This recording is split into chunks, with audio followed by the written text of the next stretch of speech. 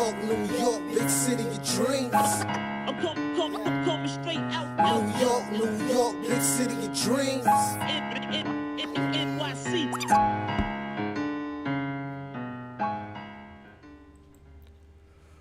What's going on? This is Jay Ellis from the Nick of Time show. Here giving you that Knicks talk just in the nick of time, and it's time to do something that I have not done in 4 games. You know what it is?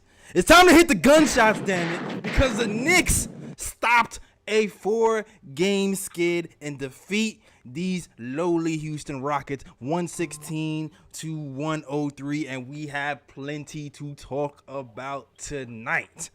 All right, listen, man, we were missing a lot of people. Kevin Knox out, protocol. Grimes out, protocol. Obi out, protocol. Derrick Rose twisted his ankle in the middle of the game. But all in all, the Knicks came together and beat this Rockets team. And this Rockets team, they've been playing well as of late. They've been missing Jalen Green and Kevin Porter Jr. And, you know, those are our main guys, but those guys being down actually made them better because those guys are still rookies. So they started running off some wins. So it was not a foregone conclusion that the Knicks were going to beat the Rockets today. But all in all, the Knicks did their thing and beat these Rockets. And, man, the Ute them came true. Miles McBride came through in the clutch, career high. 15 points, 9 assists. And then I think he had a couple of steals, Ryan, didn't he? Yes, he did. Yeah, man. I think 3 steals, man. Shout out to Miles McBride. 4 steals on the night. My spot. I did not mean to disrespect you, Miles McBride. 4 steals on the night. It's 4 steals. Yeah, 4 steals. My fault. Julius Randle with 21 points. Evan Fournier stepped out of sunk with 23 points. Quickley with 24 points and career high 7 threes. Bust those gunshots for Quickley. And Charles Gibson didn't really give you much points, but he gave you admirable effort. And Mitchell Robinson awakens from his slumber. He gives you 9 rebounds on the night. He gives you a bunch of offensive rebounds. He gives you 3 blocks. He gives you all. Mitch Robinson was looking washed until this game, Ryan. Yes, he was. Washed. Needed this win. And don't look now, ladies and gentlemen.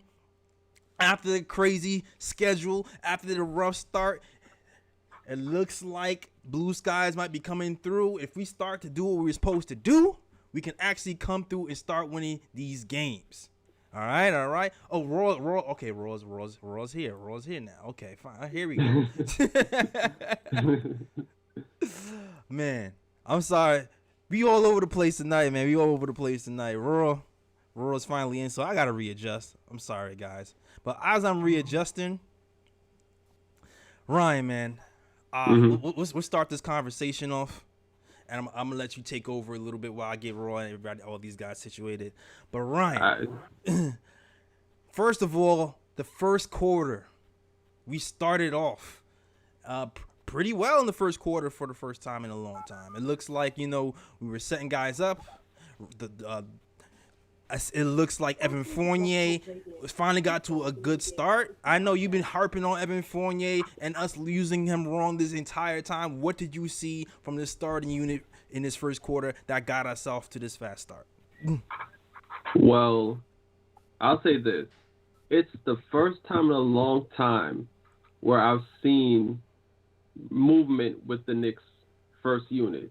Mm-hmm. There were at least, I think, 3 or 4 times within the first quarter where they were actually moving off the ball, especially Fournier. Like, I haven't seen Fournier move off the ball in like the last 5-6 games.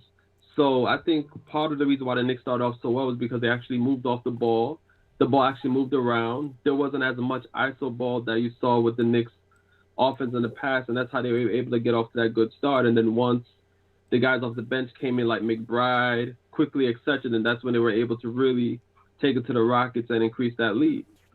Yeah, absolutely. I definitely saw a lot of Evan moving off of screens Evan setting people up for passes.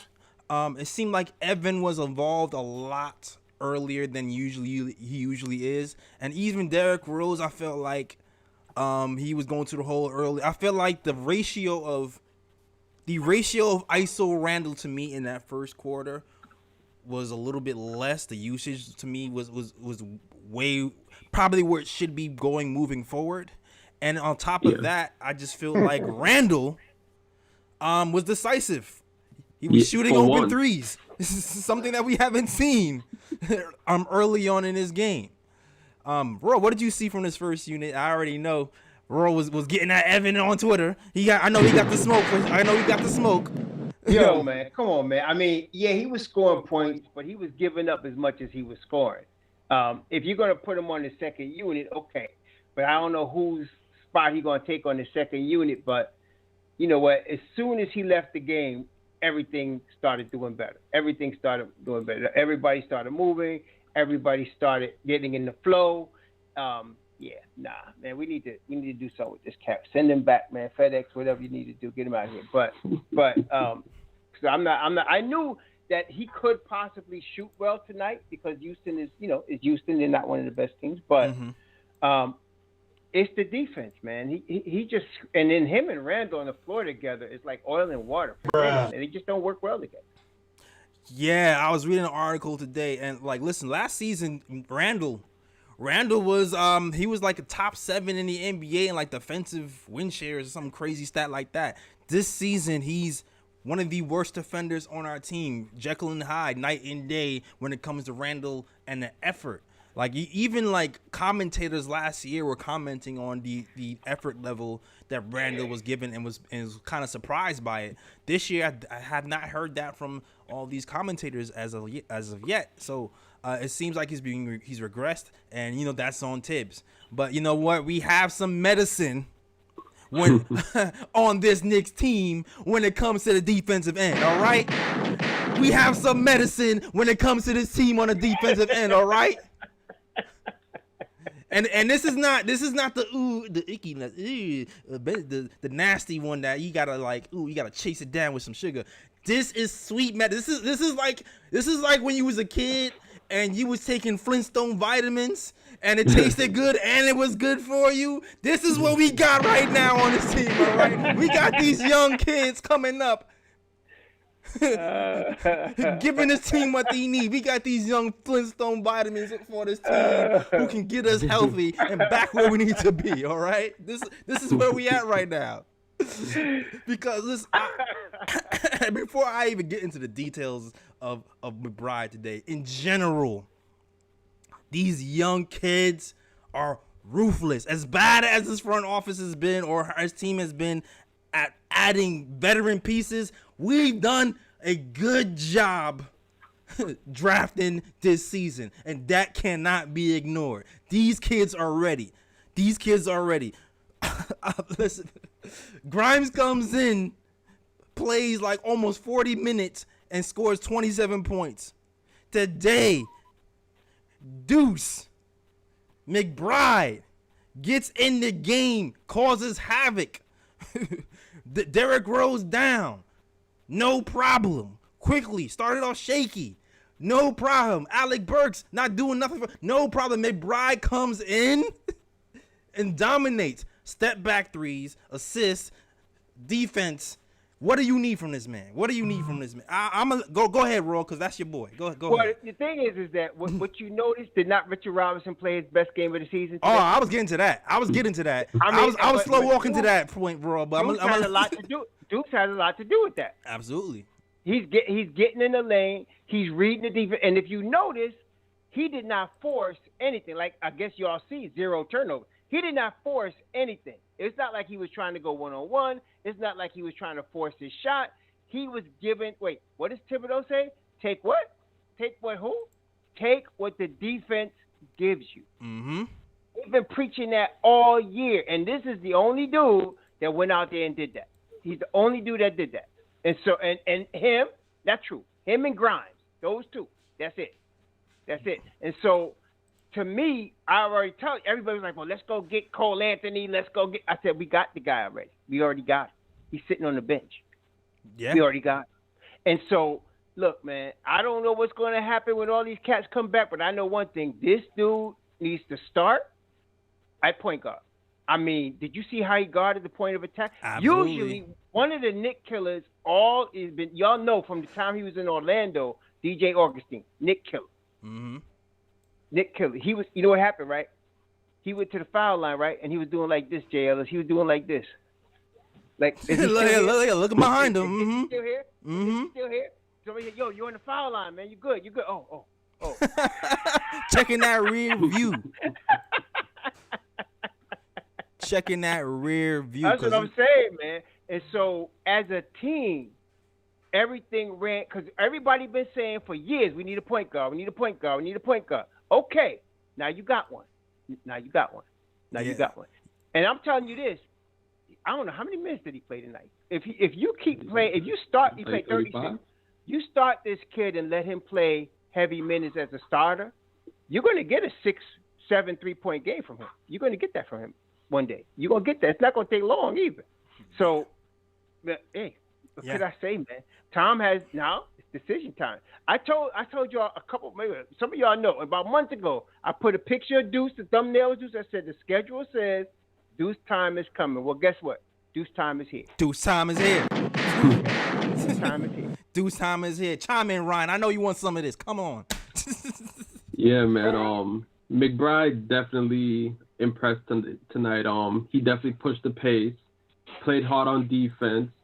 The Knicks finally have a point guard that's going to press you all 90 feet on the court, and his energy definitely helped energize the Knicks off the bench, and he was part of the reason why the Knicks pulled away. Not just in the first half, but he was also part of the reason why the Knicks pulled away in the second half also.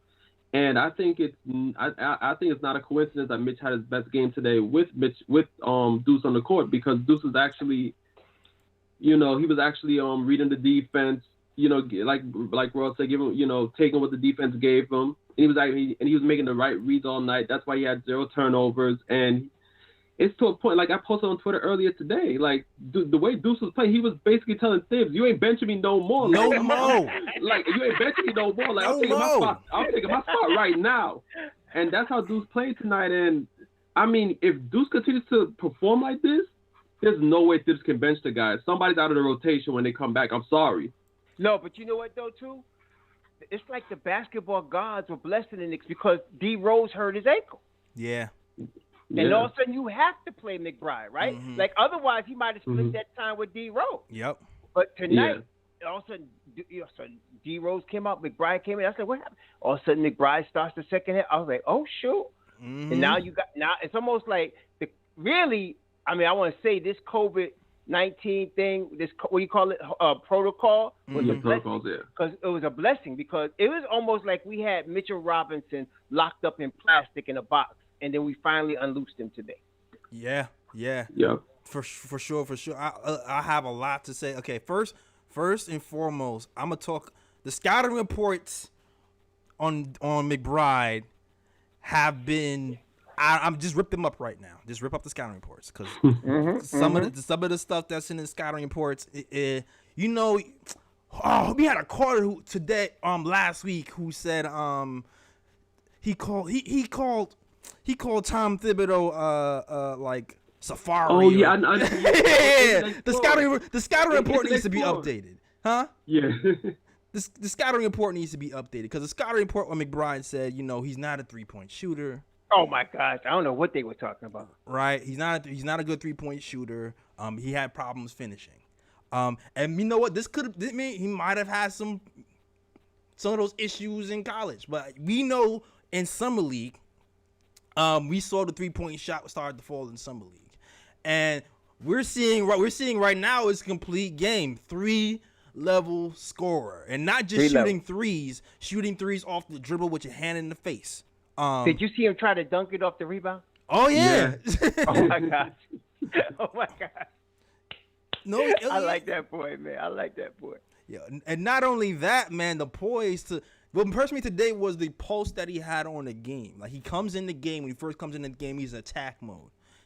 Then he realizes he's getting minutes. He concentrates on setting people up. He's picking his spots. He recognizes that Taj has a mismatch, and he throws it to him down low. He's pick and rolling people to death. He's like throwing the ball over the defense to the clear spot. He picked that game apart Yes, he as did. a point guard on multiple levels. And not only that, the defensive IQ that he has on the fly is just crazy. It reminds me of Frank, really. But he can shoot though. But he can shoot. Yeah. That's right. Defensively, he's like Frank, but he got offense like he 3-level score. He can shoot. Exactly. You know, it's funny because I think Fred Katz posted it on Twitter today, which I found funny. He said the reason why Miles McBride is called Deuce is because of the Knicks' second chance at Frank. which is hilarious because we just mentioned, like, you know, he's just like Frank, and you know, when it comes to defense, and here we go. And then this guy posted that earlier tonight. Yeah, man. I mean, shoot. I mean, the thing is that at West Virginia, if you see the video, look at the film from West Virginia, you see the exact same thing. They said he had a problem finishing because he would attack the basket and go at bigger guys, but that wasn't the problem finishing. That was just him being aggressive. Some of these scout reports, man, whatever. But when I saw him, I was like, this kid, because he's got that football mentality. Right. He's got that football mentality. He's tough, man. So I was like, oh man, this guy.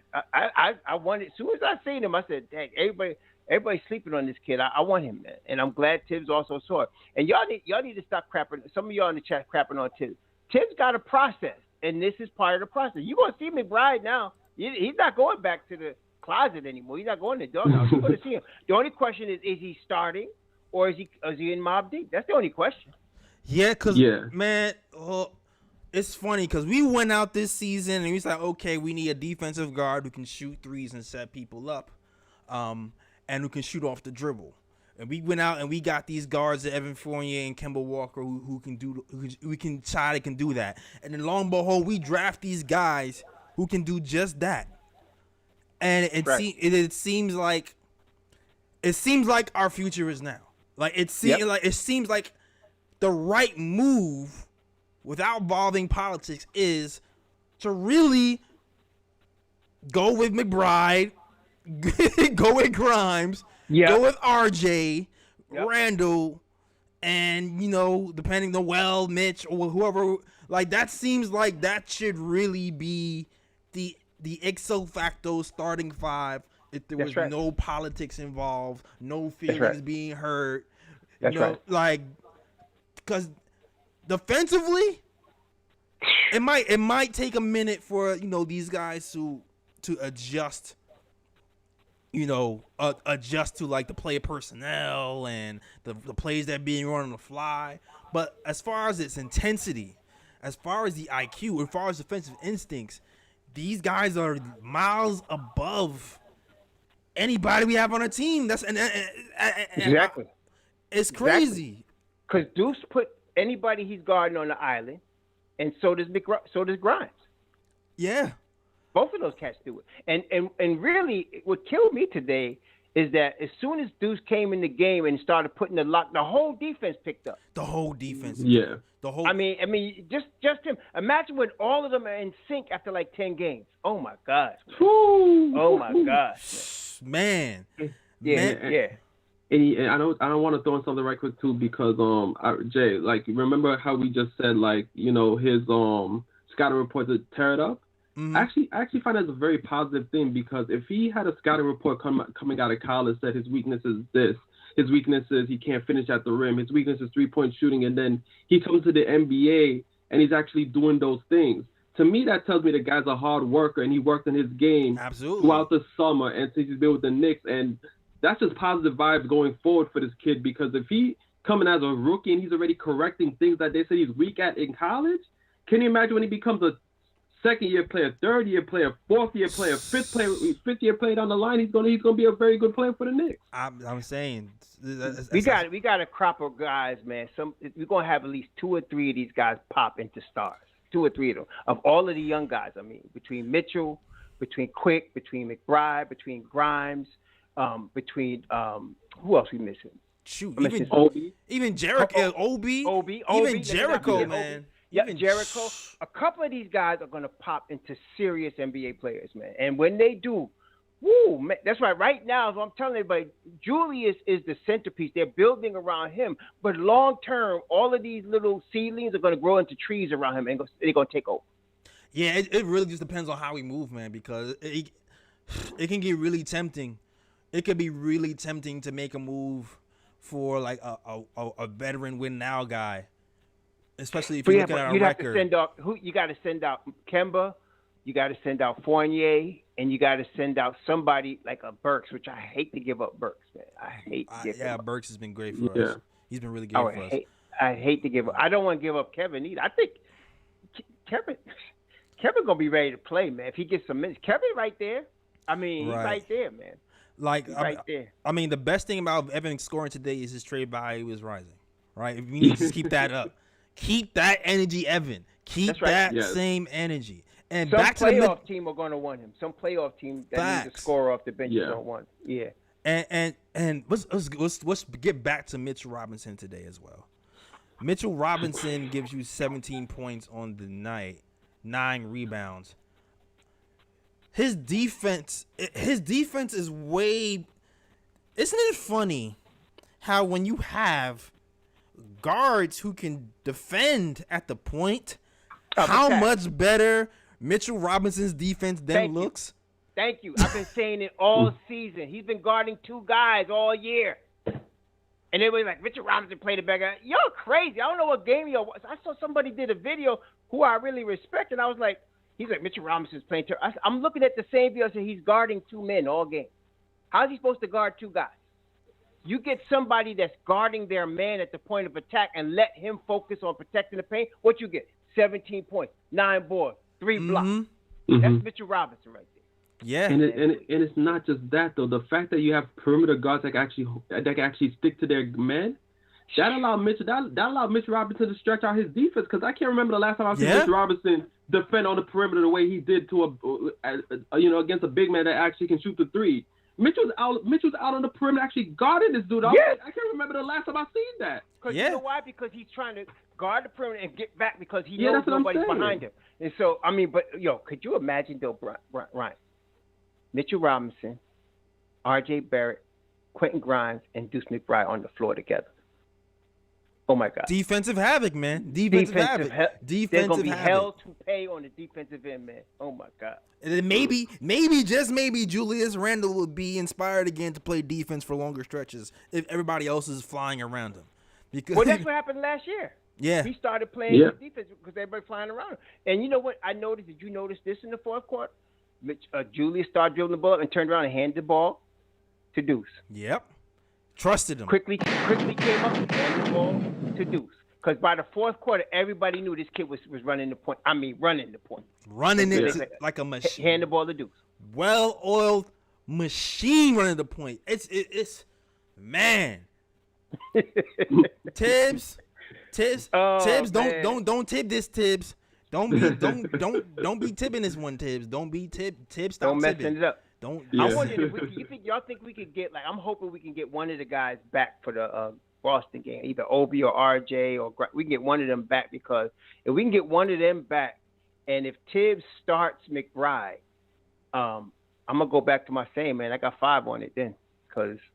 We're going to start rolling then. You can start, because listen, I think I saw some stat that said that the next 18 games, only 3 of those teams are teams over 500.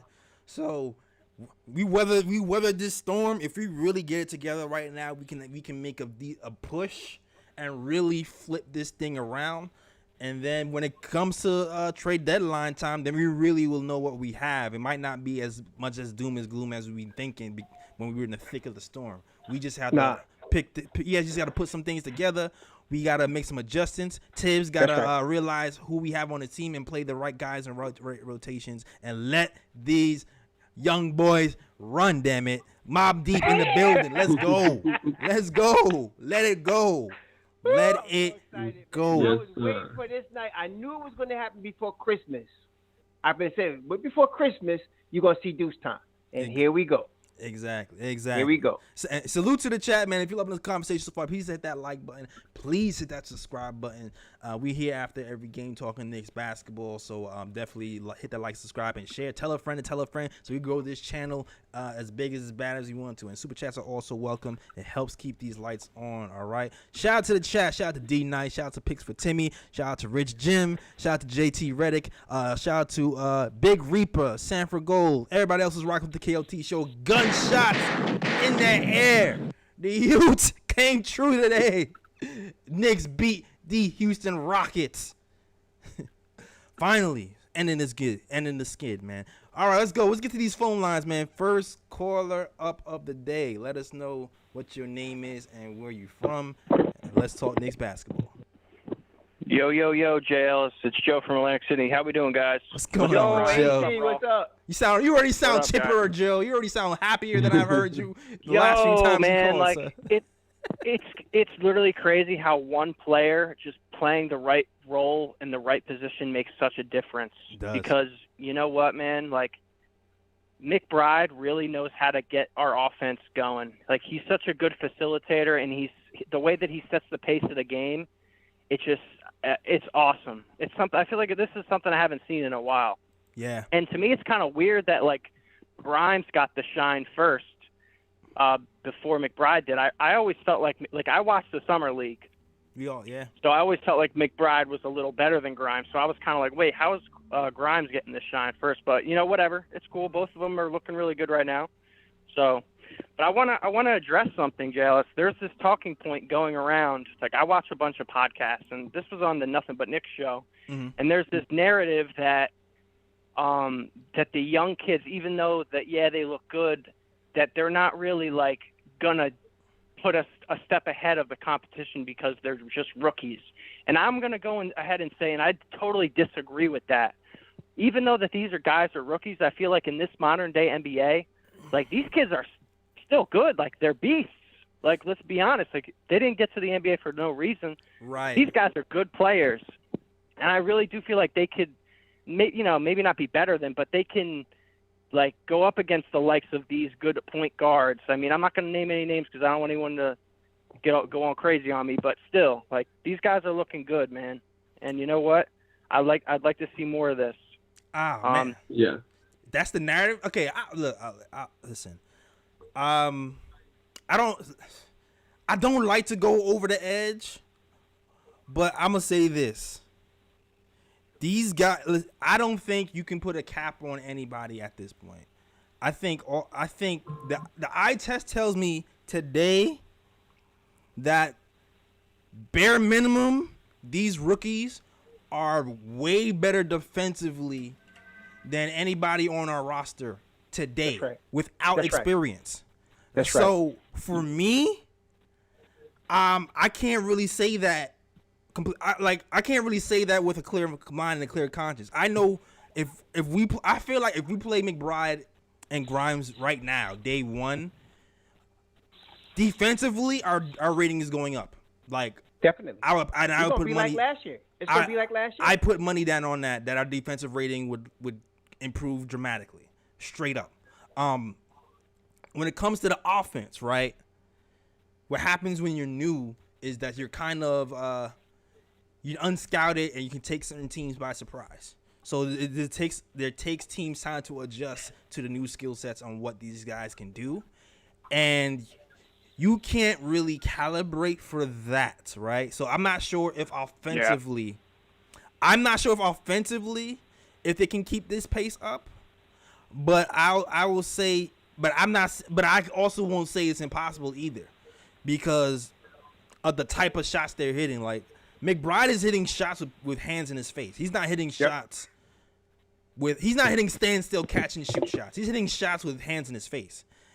He's creating. He's reading offensives and pick and rolls. Like, he's showing IQ. He's showing multi-dimensions to his game, which makes me think that even if teams kind of zero in on certain parts of his game, he has other ways of affecting the game positively. And I don't think every point guard on this team can really say that. Can I give you an example of that, JLS, of what you just said, of how he affects the game positively? When you have someone like McBride that can do the things that he can do, it's almost like you don't even need that extra guard. You can put in another big man. So, and we saw it tonight with Robinson and Taj Gibson on the floor at the same time. I don't know about you, man, but I really like that. I thought having the big man on the floor getting more rebounds, it really helped us It in did. the later part Absolutely. of the game. Absolutely. And that's what I wanted. That's what I always wanted to see. You know, I have 2 big men down low and then 3 guards up top. Sometimes he's got 4 guards in there, and I'm just like, wait a minute, why do we have all these guards on the floor? Like, yeah, I know we're trying to shoot more threes, but it's kind of killing us. You know, we're not getting rebounds. Right. You know, we're really not playing defense. But tonight, I feel like Tibbs is changing the rotation a little bit, and he's getting like better rotations going with more big men. I like it. I think it looks good. Yeah. Oh, that, yeah. that second unit really winning. I know. Do you guys want to contribute to that conversation of these young guys aren't ready yet? Yeah, that's ridiculous, man. Yeah, I just want to say something right quick because I do understand the argument because when you do play with young guys, you know, young guys are going to make mistakes because obviously they're rookies, they're learning and things of that nature. But my whole thing is the way they play defense. As long as you can stop the other team, you're always going to have chance in games. And all the Knicks need is a chance. I rather than the Knicks play guys where they're going to play defense and give them a chance to win every game than play guys that you know you're going to get defensive lapses from them, and then teams are capable of going on like a 10-0 run and 15-0 run and things like that against the Knicks. And then when you look, the Knicks have no chance to win. So right, you go with the guys that's going to play defense to keep the Knicks in games.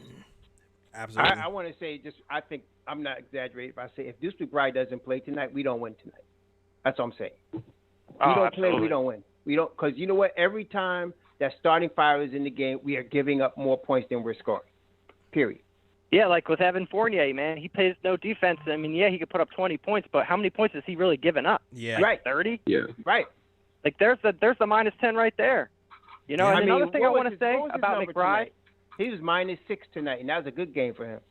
Right. Yeah, I mean, but yo, McBride had I'm not 0 even turnovers joking, that's tonight. true, Hold on, one at a time, guys. Wait, who's speaking? I'm sorry, I'm kind of like behind a little bit. But yeah, I mean, yo, McBride had 0 turnovers tonight, and that is so important for a rookie to have 0 turnovers. Like, that's crazy. Absolutely. That's insane. Go ahead, Roy. What you gonna say? No, I was going to say tonight was probably one of Fournier's best games since the Boston game. He had 23 points, but he's still -6. Yeah. Mm-hmm. See, that's what I'm saying. So, I mean, like, even when he's scoring, and that was the same thing Kemba was doing. Even when he had 20 points, he'd be -10, -6. You know, so his scoring is not enough to offset his defensive weaknesses.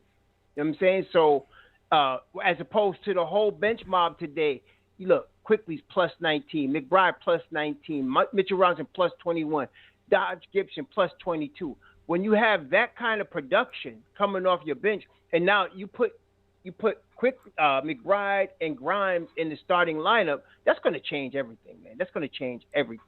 No, Fournier needs to, you know, like I said, man, FedEx, USPS, whatever you want to do, you know, call Amazon, send them back, man. Send it back. That didn't fit. Send it back. Shoot. Yeah. But yo, Raw, like I want to give you your props, man. Like I watch your videos a lot, and you said this about McBride, like the deuce time thing. I remember you saying this like a month ago.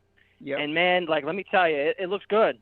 It looks really good. Deuce time. It's a long season, man. So you knew deuce time was going to come eventually. Yeah, but I saw it in the summer league. If you were a Knicks fan that didn't watch the summer league, you'd have no idea anything about this. Yeah. And you would have that narrative, they're just rookies, they're not going to be able to do anything. Did you watch the summer league? They were going off. Yeah. It's crazy. Oh, yeah. And they were Man, y'all remember draft night? I said they're going to get Deuce and Grimes. Yeah. I said they're going to get Deuce McBride and Grimes. And somebody said, Deuce who? Get Trey. Go get Trey Man. I said, forget Trey Man.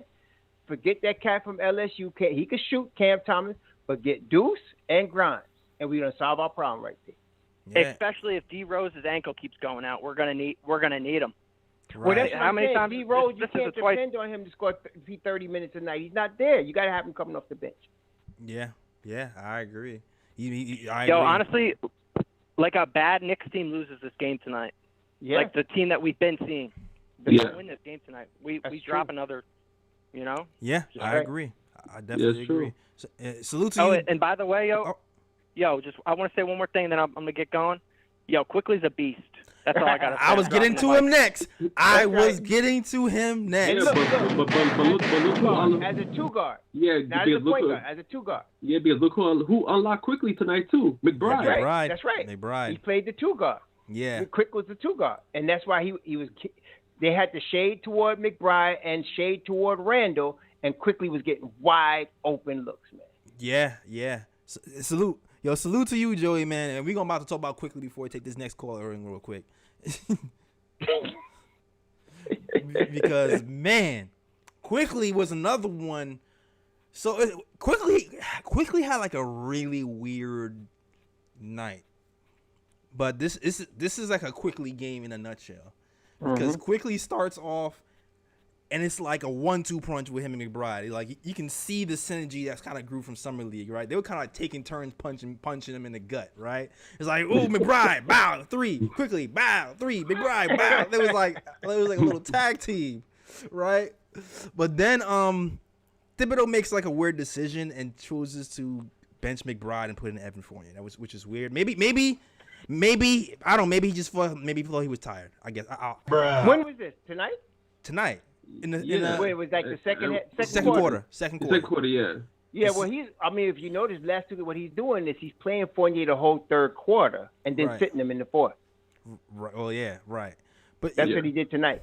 But yo, the thing is, so Quickly, he started to break down a defense a lot, like we used to see, but I feel like he was having problems finishing, and I felt like he was out of the game for a while. But then, like you said, Quickly, McBride kind of unlocked him. All of a sudden, you look up, Quickly has career high 7 threes.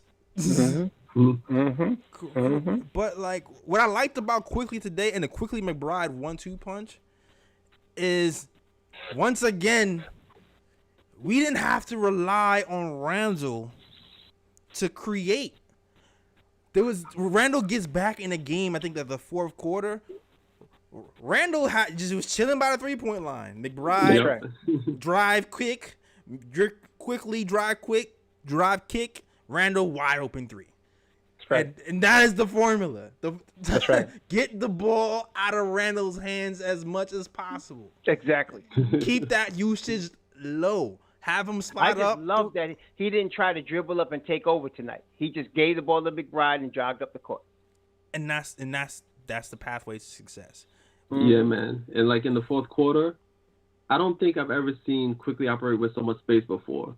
That's right. He had so much space on the court to do what he wanted, take open shots, drive into the lane, and things of that nature. That even when they missed at the basket, then Mitch was right there, nobody blocking him out. And he was just finishing at the rim, grabbing offensive ball, just dunking on people. Exactly. It's the best I've seen the Knicks play in a while. That whole fourth quarter, it was crazy. My goodness, man. Because when everybody come back, you get Quick, D Rose. Now, realistically, we want him to start Grimes, but he'll probably start Burks. So you're going to have Quick, D Rose, Grimes, Obi, and Mitchell Robinson. That's your bench mob. And then you're going to now have McBride next to AB, RJ, Randall, and Nerlens. Man, please. Yeah, listen, yo, Raw. I'm at the point where it's like, we have these veterans. We have to make trades, not necessarily to get people in here, but to get people out of here. Yeah, right. Because you know what? We're gonna probably have to give up. I'm thinking we got to give up some pick or something to get Kemba out of here because nobody wants him now. Right. Even with his $9 million, which is not a lot. No, nobody wants him, man. But I don't know if you guys read. I think Sweeney reported earlier, or he kind of clipped it, and there was no interest in Kemba around the league whatsoever. That's what I read today. That's why I get there. Yeah, there's no interest, and I read it in a couple of places.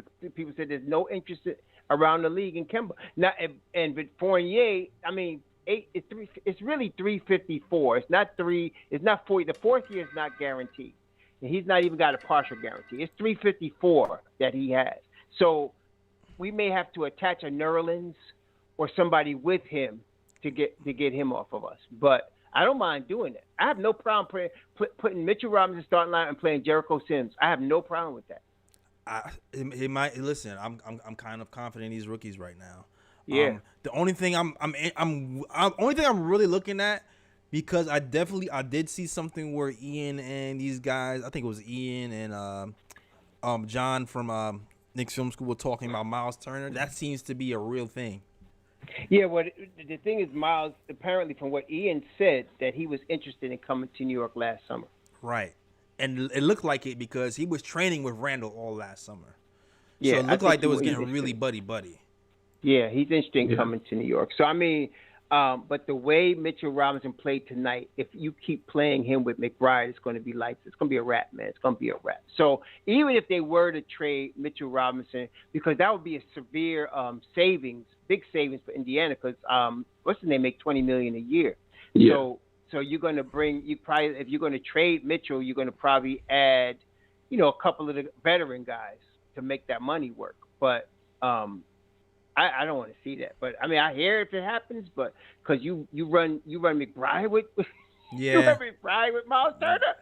Oh shoot. Yeah, it's gonna be crazy. Like it's pros and cons. Like peak Mitch, the Mitch that I envision, right? If he's doing well defensively, his ceiling would be higher than McBride because he should be able to guard people away from the basket a lot better than Miles Turner. But on the flip side, Miles Turner offensive upside is kind of eclipses Mitch. So oh yeah. Miles Turner, obviously, I mean, he can shoot threes off the planet when he's ready, man. So right, and of course he led the lead in blocks, So exactly, I mean, he's a rim protector, and Tom loves that. Exactly. So he'll still be good defensively. Maybe not as much as away from the rim, but he'll still be good defensively from us. You know what I mean? Yeah, he has that funny running style. I don't know what it is, but it's almost like he's limping. But he's been doing it since I've seen him at Texas. But he's effective. So if we trade Mitch, okay, we'll be okay still. If we don't trade Mitch, we're still going to be okay. The key thing is to start Deuce McBride and let him run with those guys. Right, exactly. And I'm sorry, if you want Mitch and pieces, I'm saying no. No. None of our youngins, man. We keeping all our nuggets. I'm keeping Obi. I'm not even giving them Kevin Knox. I want all of them. Say, hey, listen, we'll toss in Fournier and Kemba. We can have them too. I'm sorry, Roy. You gotta say goodbye to Kemba. You gotta say goodbye to Knox, man. Knox is gone, man. I can't. I know. I don't want to lose Knox. I think I'm greedy, man. I think Knox, man, he could be like, supposing like in certain scenarios, right? RJ at the 2, Knox at the 3, Obi at the 4. Oh my God! There's no way. There's not enough baskets. There's not enough minutes, man. There's not enough minutes. Yeah, that's the thing. It's not enough minutes. I know, but daggone, I would love to see that because Knox is 3-and-D right now, man. He's 3-and-D, man. I got the asterisks on the D. He's doing better. He's doing better. Yeah, that jump is wet. You know that jump is wet, man. That jump is wet. Yeah, but his writing, it was pretty much writing on the wall once the Knicks drafted Grimes. Once they drafted Grimes, you already knew Knox is out the door. You're right. Yeah. I mean, I'm hoping against hoping. I know you're right. Yeah. So we probably have to include Kev in some deal like that. Somebody. But okay, if we got to get rid of Kev, all right, then make sure you sending him out the door with Fournier. That's all I'm saying. I mean, make sure you send him out the door with Fournier. But here's my thing, though, because this is what worries me because, okay, we all can agree that Fournier does not match with this team. So it's best to move Fournier. But the thing is that if you move Fournier and get players back in return, more than likely it's going to be players that you can't just, buy them out. They're going to have to, they're going to have to get playing time, but you want to give playing time to these younger guys as well.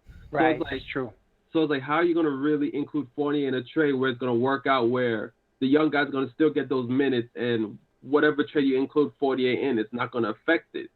Well, I mean, Fournier is $18 million, right? So basically, you could get a couple of veteran dudes that are in like that $7 to $8 million range and make that deal work, right? So I mean, there's always that couple of dudes. Like you could get, what's that guy's name? He's been on like 100 teams and he's on Denver now. He's starting for Denver too. What do you think, Jeff Green? Right Jeff Green.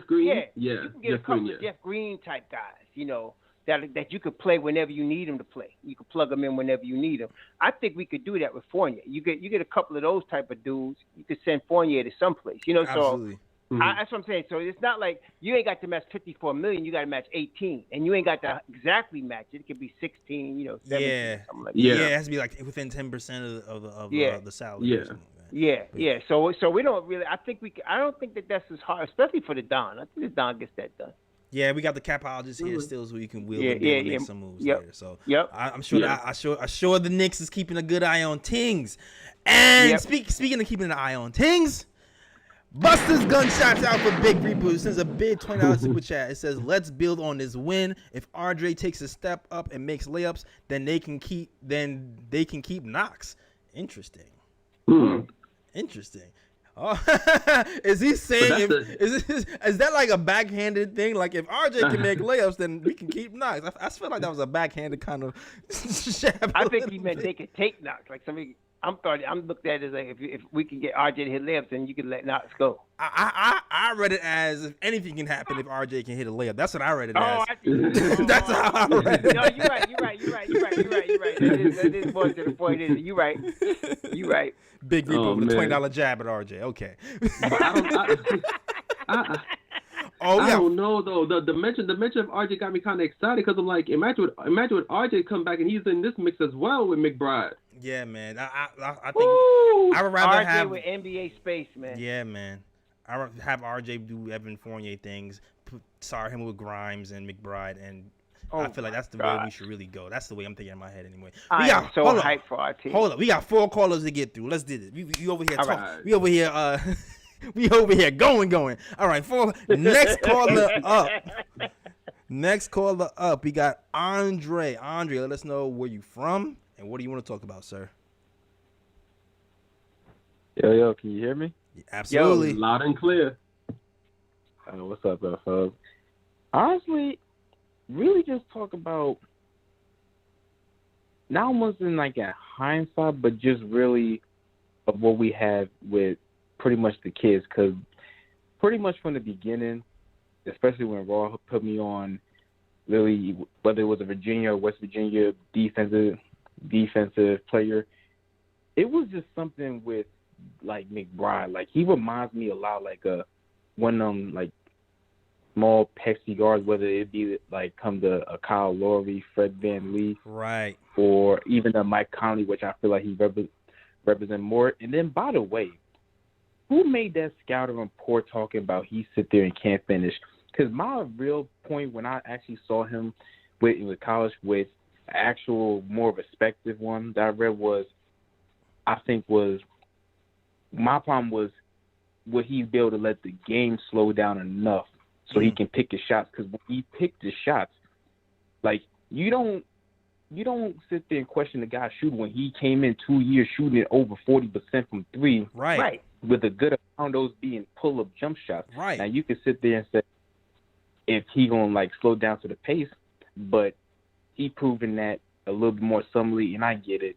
You don't want to try to put that much responsibility on sit there in the rookies. You don't want to just sit there just storm to the fire, especially when you don't have to. But still, my fear was we would get some guys in free agency, and it would take away from the talent we already have, and it would then take, in these cases, especially with a coach like Thibs, almost 20 games to the season, where we're looking at even the Kemba, and we be frustrated with, which I'm not knocking this, but it's just like it's like almost like a reaction, like oh, I know we know we sit there can do it, but it's literally right there looking at us, and we just sitting there like, at the TV.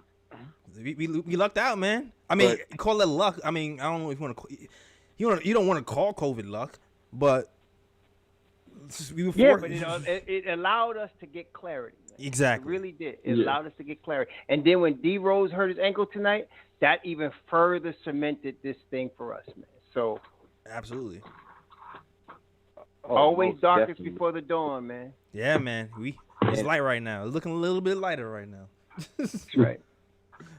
Yeah. And I'm actually glad you said it, because actually in a way where that actually had to even happen, if people don't remember, with IQ when he was popping in and out the lineup, because it had to be a similar situation with him. But then the point all just to make all this is, now that we know, this is not even a question anymore. We sit there and know.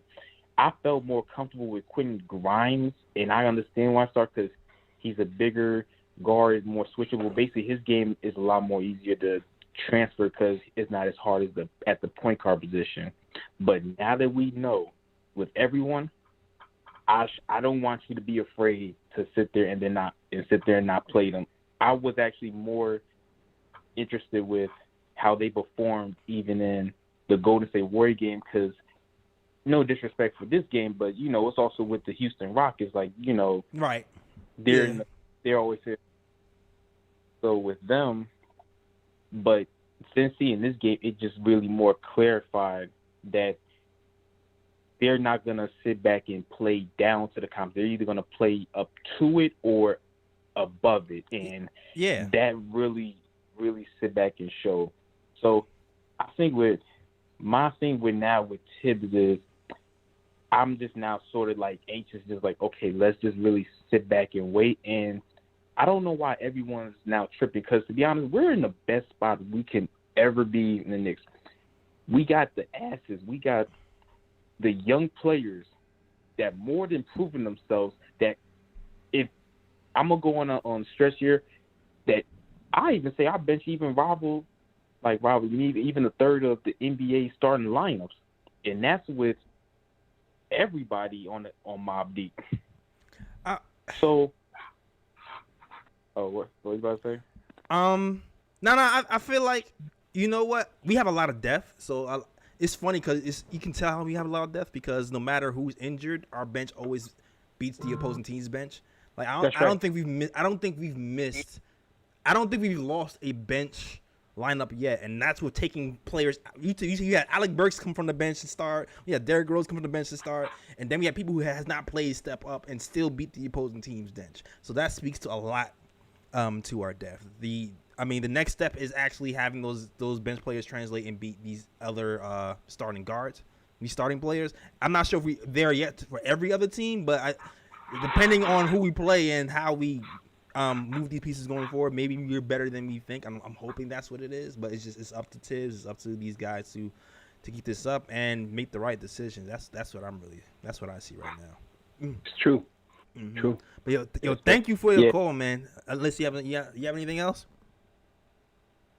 Yeah, and then the only thing I would actually even say where I had to go back with Raw with the Evan Fournier, because when you go ahead and as this, you know the type of players you need to run with your lineup.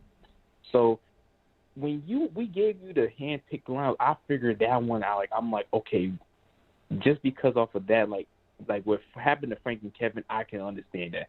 It hurt it nonetheless, but I can understand that. But with this, I'm thinking maybe that could have happened a lot more sooner. But all in all, it happened. It still happened regardless. It just took a little longer than we more want to. Now I think it's just more of a how you want to play it, because, like I said with the asses before, now I'm not going to be the type to try to bash Julius Randle because he gave us a lot something to look forward to, especially me just being I would say a relative new Knicks fan, even about a decade, and I'm like, and I can see a major difference in the culture. Yeah. But I will be oblivious to say if there wasn't good options out there, even at the expense of Julius Randle, like the example with Ben Simmons, because not only would you then talk about what he would bring, but then you're also thinking about how it would affect the team. Right. And I really would like to actually know like the IQ and Obi, especially Obi Toppin, because we know him getting 30 minutes, he'll be a double-double machine. Got you. So you saying you want to trade Randall, basically? That's what I'm hearing. That's what I'm hearing. No. I'm not saying like to sit there and trade Randall, but it's like it's almost like pick your poison. Like I'm not gonna sit there like I'm gonna let him get out for a season and another season because you're not that much of a talent. Like you don't make second All NBA by mistake. Got you. And salute to you. We got a couple of other calls to get to, Andre, but I definitely appreciate you calling. Definitely call back and talk to you later, man. Did he call? Oh, I guess he hang up. All right. All right, salute to the chat, man. I see some new people came in here. Shout out to Will Bags, Picks for Timmy, Rich Jim, my guy Joey. I see you in there. Everybody else is rocking with the KOT show. If you like the show so far, hit that like and subscribe button. We celebrate these Knicks win, man. Knicks beating the Rockets. Stop a 4-skid win. A 4-skid loser streak. 116-103. Miles McBride gives you career highs. Quickly gives you career high 7 threes on the night. Mitchell Robinson looks like he's unlocked, and the Knicks do it again. Also, shout out to SK in here. Shout out to SK who's rocking with the KOT show. All right. Next caller up, we got JT. Shout out to my guy JT.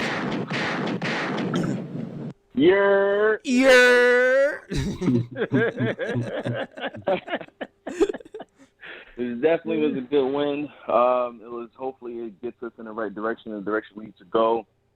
Just like I said back in the summer league, this is the combo with Deuce, and Quickley is allowing Quick to play the way he want to play as a combo guard. Mm-hmm. And the way Quick played, man, I think that he said Lou Williams was his favorite player for a reason. I feel the same way. He would just if we can keep him long term, he would be like the perfect sixth man. I see this man winning sixth man of the year. Like you guys was harping on earlier, we got to play the kids. We have to play the kids, and the only thing is, I was gonna say it, but Ryan beat me to it. The only problem I have is if we get rid of Fournier and whoever, who we getting back in return, they can get into kids' way too, especially having a coach like Tibbs, if he's gonna because they're vets, give them those minutes. So that's like when we traded. Who did we traded? And we got what was it last year? I can't remember who we traded. When we traded Mook and who the guy, I forgot who we got in the way. Who we got for Mook? I really forgot. You got we was giving a draft pick ended up becoming Immanuel Quickley. Right, No, but we it also was got the the dude from player the that we Clippers. I mean, from the Yes, I know you're talking Oh, about. we got a player? Who we got? Yeah, oh my gosh, the small forward I gotta look it up. who couldn't shoot. I know exactly who you're talking about. Harkless. Harkless, Mo Harkless. Oh, Mo Harkless. Yeah, Yep. Harkless. Yeah. Yes. And we was giving dude minutes like if we wanted to extend him. So that's just what I'm hoping don't happen if for who we move. But I know you got a lot of callers. It's late. I want to make it quick. But it was definitely, like I said, it's a good win. Deuce shows us how we messed up with Knox and Frank because Deuce came ready to play. And why is that? Because he went to the G League and he got runs and he wasn't sitting on the bench rock. Yeah. So that's definitely something good. I mean, we got the answers. We got the answers, Sway. Yeah, we got the answers, Sway. Look no further. Defensive guard, attacks the paint, and like Roy said earlier, so when he didn't finish that, he didn't finish the yam, but he's gonna finish it in later games. Oh my gosh. So can you imagine just how many times that would have been on spin if he would have finished that? I can't. But like just thinking of the lineup of him, Grimes, RJ, Julius, and Mitch or Jericho at the five is like that's something good. And like at the end of the day, we're not going to win a championship this season or next season with it, but with these guys developing, you raise up their stock and we can win with them, or we could move them instead of having to sell the farm to try to get a good player. Imagine if Obi stock is high or Grimes stock is high or even Deuce in the future, and it's like you can trade him in one more piece versus trading 7, 8 players, 30 picks, the grandkids, the dogs, just to get a 1B. That's what people fail to realize. Like when someone said the earlier pick, like, oh, these kids aren't going to do nothing. That's the point. You develop them. You develop them so they do turn into something. You go from these guys are staying in the 10th seed to, oh, snap. The Knicks with their youth is like in the 3rd seed after playoff break. Like that's what you want to happen. So it was a good win. Hopefully we could build off this. Hopefully, like you say, Jay, Tibbs don't Tibbs this up. And once we get, once the guys come back, that Deuce ain't playing no more. Because right now I see, for this to start happening, Alex Burks is going to have to start becoming a little situation. He's going to have to start losing some minutes. We already got that gap in the point. We already got the gap with the point guard, so Deuce can slide right in that. And Fournier, man, I'll pay for the first class shipping, man. He gotta go. Exactly. I'll drive him. It's like I'll learn French by the way too. So, but hey, on that note, fellas, salute. Make sure. I think what we got. We don't have enough likes. It's too many frauds in the chat, man. We need to hit them likes. Them likes need to go up. Yo, let them know. All facts. All right. Salute. I'm out. All right, man. All right. Shout out to my guy JT, man. Let them know. Hit that like button, hit that subscribe button if you're liking this show, man. We're gonna be here after every game, all 82, win or lose, and hopefully now it'll be a lot more winning than losing. Okay. All right. Next caller up, we got my guy Reed from Flatbush. He's like 2 blocks away probably from me right now. What's going on, Reed? What's going on? What's going on, guys? How you feeling? I'm feeling great. Hey, we good, man. We good. We got Jay Ellis. We got Ryan G. And we got Uncle Raw on the check-in. Is Reed from Flatbush. Tonight's game was, I'm happy for the win, but it shows that we are in a situation where what I call is a beautiful mess. What I mean a beautiful mess is that we have players, but we have to play our players. So I know everybody's griping on Fournier, and he's going to get traded. Obviously going to get traded. He doesn't fit the benefits, or he doesn't improve our team overall.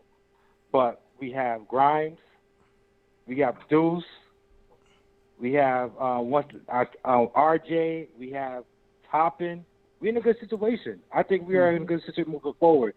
I won't talk about Julius. Julius will do his Julius thing. I like that he's not taking so much time by bringing up the ball up. He doesn't know how to set up the offense when the ball is in his hand. So I see that he's giving it up a little bit more, which is a good sign that he's listening to Coach Tibbs. Other than that, we're in a good situation. I don't think the Knicks Nation needs to really like panic and go and be overwhelming and complain too much, because we're still in a phase of trying to like fix the rotation up moving forward. But I think we're in good hands, and it's a good sign. Deuce is playing. He's efficient. He plays defense. We're in good hands moving forward. So that's my spiel. I want to make sure you guys have a good show tonight, and I'm going to be listening. All right, man. All right, man. Thanks. All right. Shout out to my guy, Reed from Flatbush. Gunshots to you, sir. Yeah, man. It's really comes down to if the youngin's going to play or not. And if McBride, it just seems like, McBride has to. What? Okay, it's only one game. It's only one game, right? What are the flaws to his game so far? He's not 6'5". Yeah, exactly. That's the only thing I can come up with, bro. That's it. That's He's not 6'5". If he was 6'5", lights out. But I mean, it still might be lights out. But as far as his game, no.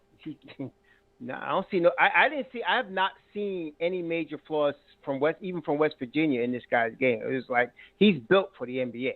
Some guys are, and he's one of those guys. So, no, he's tough like Marcus Smart, but he got offensive game like Jrue Holiday, and somebody mentioned Conley. He's in that mode, man. He's in that Fred VanVleet. He's in that mode. Yeah. And so the only thing that if you talk about a Fred VanVleet or a Kyle Lowry or Conley, what's their problem? Their problem is they're not 6'5". Yeah, Mm-hmm. that's it. That's it. Yeah, But this dude got a 6'9" wingspan. And did you see the other night when he caught the ball off the dribble with one hand and palmed it? I missed that. Yeah, he was looking for somebody to pass to, and he didn't. He just went right to the hole. He took one dribble and caught, and then put it like in his one hand, and then he missed the layup, but he just did it like so smooth, and it was just one hand, man. He just picked it like a grapefruit. Got you. You want to say something, Ryan? Yeah, I was just saying that if I'm going to be nitpicky, I'd say the one thing I noticed is that he might hold on to the ball too long at times, but that's a young point guard trait. Like, not every young point guard, is able to like read defense immediately and know like, okay, I got to give him the ball. Some a lot of young point guards, they will hold on the ball for too long. But even in the situations I saw him hold on the ball for too long. Mm-hmm. He still made something positive out of it. So it's like I wouldn't even really say that's a huge flaw. But that's only if I'm being nitpicky. Got you. Yeah, that's what I'm looking at the same thing too, man. Look at the same thing too, and it's still early. Like, more run is gonna give us more information and more intel on how he acts when he's struggling. But I like his mentality. He has a killer instinct. It seems like now the three is falling and he's hitting it off the dribble. It seems like has the potential to be a 3-level scorer who plays defense and sets people up. So what else do you want from your point guard? That's right. Other than Did you see him 6'5". attack you see how he got in the paint and then sprayed that ball out, man? Yeah, I saw him spray to the gosh, corner. man. Oh my gosh, man. And I also saw him challenge who's that big boy who blocked quickly? Tice. That's what really impressed me because when he blocked quickly, I thought quickly had him beat by a mile. He recovered and blocked him, and Deuce had him 1-on-1. In my mind, I'm like, okay, Deuce, like be careful here. But he got into his body. They teach guards to get into their body. Took away his airspace. It was able to finish with contact, and I was like, "Oh, we might Did have." You see him switch here. hands? Did you see him switch from his right to his left? Yeah, offhand too. Oh my gosh, man! I was like, he can't, and I thought they was gonna block it because but then he switched from his right to his left, and he had his body protecting the ball, and he hit the layup. Yeah, man, and one. So. Great game, man. Play the kids. And I saw somebody talk about Derrick Rose really wanted him to play. Any chance Derrick Rose faked this injury so Deuce McBride can keep playing? Did you hear Derrick Rose what he said the other day, though? Yeah, I definitely heard Derrick Rose. All right, I'm not saying he faked it. I'm just saying he might have tweaked it, and if he needed to come back in, he would have, but he didn't need to come back in. I think that might be something to do with it. I put on our Instagram, the Nick of Time Show Instagram. Listen, we trying to get to 10K followers. We're almost like 100 away from 10K followers, so definitely hit our Instagram up. But I definitely isolated that, made a graphic about it, and isolate that statement of Derrick Rose saying Tibbs needs to play him, and he absolutely does. He absolutely needs to play that man. Like it looks like he's ready, man. It just looks like he's ready. And this young man is ready to take over, man. For sure. Yo, there's one more thing that came out as we were setting up Raw, and then we're gonna close the show. Did you hear about Eric Gordon? The Knicks are looking into Eric Gordon. I would not be surprised. And what first of all, we all know who wrote that article, right? We got to talk about that twice. But was that a Berman? Was that a Berman appearance? Yeah, it's a Berman article, man. Of course, that's Berman. Oh, right okay. And then he brings up the fact that they were teammates on AAU and they were one of the best AAU. Was there any CAA connection? No, okay. But they were teammates on the AAU. They were one of the best AAU backcourts ever, and blah blah blah. And they've been good friends. And when D Rose came to New York in 2016, he's recruiting Eric Gordon to come, blah, blah, blah. But look, Eric Gordon tonight had 5 points, man. Well, he had Deuce on his mind. Exactly. And not only that, his defense is not that good either. So, Mark Berman crazy. But they might have made a phone call and talked about it. But not after tonight, if Tibbs is probably going to tell Rosie, forget it. Defensively, yeah. Trading out one bad defense guy for another bad defense guy can't see it unless but the only thing I can see is he's shooting better than Fournier. He's having a career year. Maybe that. I'd be tempted to do that if you could trade him for Fournier straight up. I think the salaries match. The salary's exactly the same. Yeah. Yeah, if you could trade him for Fournier straight up, I'd do it. I mean, I'm not starting Eric Gordon. I'm not even putting him in mob deep, but I would definitely get rid of Fournier with that. If that's the case, I mean, I don't even know. Is it worth? What are you guys? What are you even worth? Is he it's like a lateral move? Is he an expiring deal? No, he's guaranteed for this season and next season. And then I think Fritz posted in the chat that the following year after next season, he has an option, but it's only guaranteed if he's an all-star and wins the championship. Oh, okay. So basically, then he's not gonna. He's got basically next year. He's expiring. Yeah. So it'd be an expiring contract. So if we want that saves us a year because we have Fournier locked in for 3 guaranteed years. So then it'll probably be, if anything, it would be a pick. It'd probably be a pick in Fournier for Eric Gordon.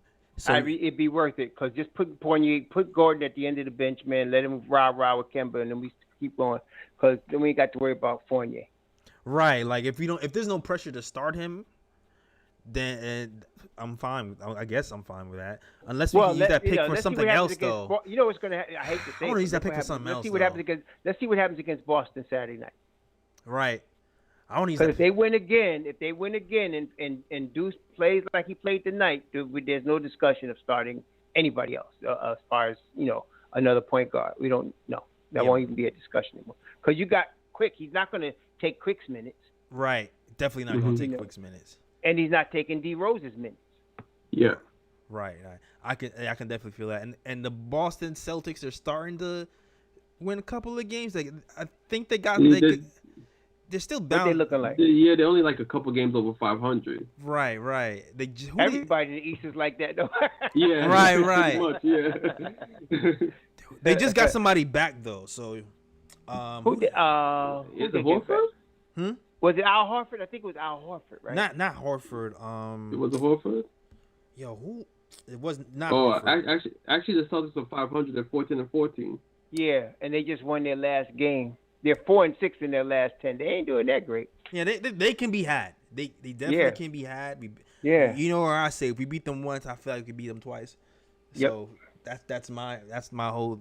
And we beat them with the weaker lineup, really, honestly, because if we played them with Deuce starting, we played them with Deuce starting, man, and then don't let us get Grimes in that too. So I think we'd be in good shape. Yeah, definitely agree. We'll be in good shape. But Grimes and those guys probably will not be back until next week. I'm counting because I counted 10 days from Sunday. It's 10 days from Sunday. I would 10 days from last Friday. Right. I mean, they announced it on. They announced it on Sunday. Yeah, because they all caught the thing in Toronto. Right. Okay. Okay. So I mean, tomorrow will be 8 days tomorrow. So really Sunday, but I don't. But if they have two negative tests in 24 hours, they could come back. Okay. All right. Because I counted Sunday as a day, but if you're counting the Raptors, then moves the timeline up, so they can possibly They can possibly be back by the Celtic game, or the Pistons game, the Detroit game. I think they'll be back by the Detroit game. Yeah. Latest Wizards. The latest game I would say is the Wizards, depending on when they contracted it. And the Wizards is next week Thursday. Yeah. All right. Yeah. All right. Hopefully they'll be back for Detroit though. Man, please, this is a good time for us to get right. No, this is the time. This is the time to run on some wins for sure. For sure. Yeah, it's a good time for us to get right, man. For sure. All right, yo. Man, well, that is our show, man. Shout out to everybody in chat, man. Like I said, if you like the show, please hit that like button, hit the subscribe button. We'll be back here on Saturday. I don't know who from you guys are available Saturday, but what time is the game? The game is 8:30 Saturday. Oh, so that's a game time decision. Okay, Raw's on game time decision. Yeah, I'm gonna be out. I'm on health and safety protocols. Ryan's on health and safety protocol. Raw's game time decision. So I might have to recruit somebody for Saturday. Otherwise, it could just be me too. It depends. But I'm gonna see if I get some help on Saturday just in case. All right. So that is our show. Yeah, shout out to the chat once again. Shout out to Christ Wallace, Nick Yak, Don Nix, Wayne Patterson, Harlem 900. Everybody else is rocking with the KOT show. If you like the show, hit the like and subscribe button. And that's our show. Raw. Let them know where they can find you, sir. On YouTube at Raw Hebrew Remnant, and also on Twitter at Raw Hebrew Remnant. I have other things, but those are the ones that I'm always on. So let's just go with that. All right. So shout out to my guy Raw. Also, he has a Patreon. When you pay for Patreon, right, Patreon. Right. Yeah, Raw Hebrew Remnant repping. Yeah. It goes to a good cause. So definitely support that man. All right. Ryan, where can they find you, sir? You can find me on Instagram at Sir G is Chillin'. Sir G is chillin'. That's SIRG is CHILLIN. You can also find me on Twitter at RyanGKOT. All righty then. Also, you can find us actually at the KOT show on Twitter. Definitely go to Instagram. Get us to that 10K. At the Nick of Time show. Fritz is probably gonna put a link in the chat that goes to the Instagram. And also, you can get our snapbacks at thenicoftimeshow.com in the colorways black and white and blue and orange. And definitely check out the latest article by our guy Ken, who writes about trying to trade for the great De'Aaron Fox. All right, that is our show. And as always, shout out the World Wide West. Everywhere we go, we leave a worldwide mess. It's a mess out here. All right, that's our show. We out of here. Peace. Ross says deuces. All right.